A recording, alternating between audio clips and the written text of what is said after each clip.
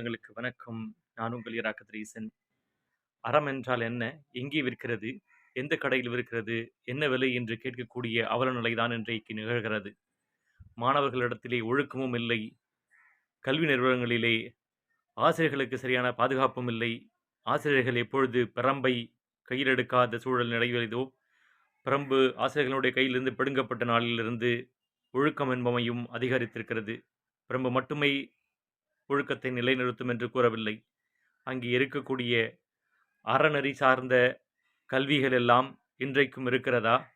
பாடநூல் கழகம், தமிழக பாடநூல் கழகமாக இருந்தாலும் சரி, உயர்கல்வித்துறையாக இருந்தாலும் சரி, ஒழுங்கு நடவடிக்கைகளை அந்த கல்லூரி நிர்வாகத்தின் மீதும் போதைப்பொருள் புழக்கம் அதிகமாக தென்படக்கூடிய நிலை இப்பொழுது பள்ளிகளிலும், கல்லூரிகளிலும் எல்லா இடங்களிலும் வியாபித்திருக்கிறது.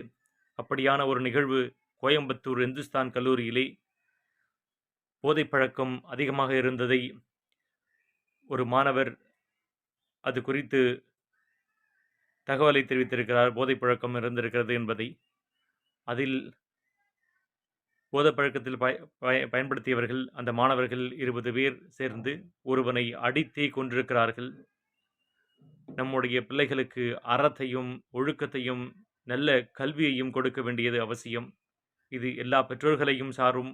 அதே சமயத்தில் ஆசிரியர்களுடைய எழுத்துச் சுமையை குறைத்துவிட்டு அவர்களுக்கு மாணவர்களோடு அதிகம் பேசக்கூடிய நேரத்தையும், மாணவர்களுக்கு சிறந்த கல்வியையும், நல்ல ஒழுக்க நெறிகளையும் படிப்பிக்கக்கூடிய அந்த நேர அளவுகளை கூட்டித்தரக்கூடிய அவசியமாக இருக்கிறது.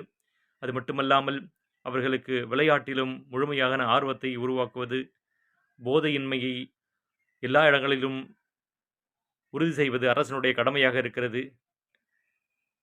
விளையாட்டை எடு, போதையை விடு என்று தமிழில் அறிக்கைகளை விட்டு கடுமையான நடவடிக்கைகளை எடுக்கக்கூடிய இடத்திலே இருக்கக்கூடிய அரசு மெத்தனமாக இருக்கிறது என்பது நம் அனைவருக்கும் தெரிந்த ஒன்றுதான். இது கடந்த ஆட்சியிலும் நடந்தது. அப்பொழுதும் நாம் இவற்றை எல்லாம் சாடினோம். போதையில்லா தமிழகம் என்பது கனவாக இருக்கக்கூடாது. அது நடைமுறையில் இருக்க வேண்டும். அதற்கு ஆளுமைமிக்க தலைவர்கள் அந்த இடத்திலே இருக்க வேண்டும். அப்படியான ஆளுமைமிக்க தலைவர்களை அந்த இடத்திலே கொண்டு சேர்க்காதது தமிழகத்தினுடைய அத்தனை வாக்காளர்களுக்கும் அந்த பாவங்களில் பங்கு இருக்கிறது என்பதும் நிதர்சனமான உண்மை. கவர்ச்சி என்று மட்டும் ஓடிக்கொண்டிருந்தால் இந்த சமூகம் பாழ்பட்டு போவதை யாராலும் தடுக்க முடியாது. இந்த நிலை நமக்கு வரும்போதுதான் அதனுடைய வேதனையும் தெரியும், அதனுடைய வலி புரியும். போதையில்லா தமிழகம் உருவாக்குவதை உறுதி செய்வோம். நன்றி, வணக்கம். நாம் தமிழர்.